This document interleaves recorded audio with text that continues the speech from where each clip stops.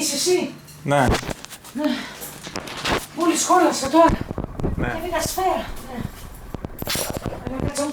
Τι είναι αυτό? Αμάν. Δεν πιστεύω. Κάτι. Τι έκανες? Τι έκανες? Και κάπουρα, Θεέ μου! Τι έκανες εδώ? Φύγε!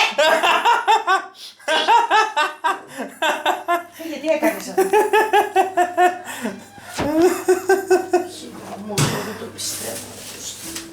Γελάστε, Σταύρο, αν δεν ετοιμαλώσει και αντιδηρείς. Τι να κάνω.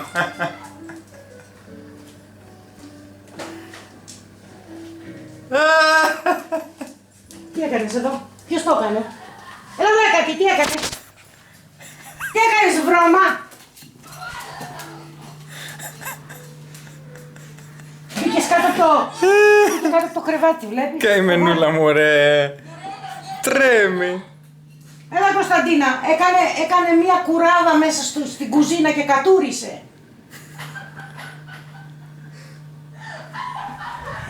Η βρώμα και μετά μου λες να μην τη βρίζω. Βρωμόσκυλο, κολόσκυλο. Πού ξέρεις το έκανε κάτι, ρε.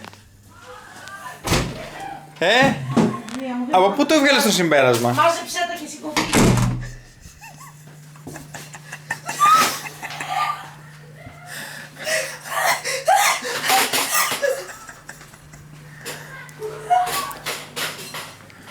Κάτσε, τα μαζέψω τώρα.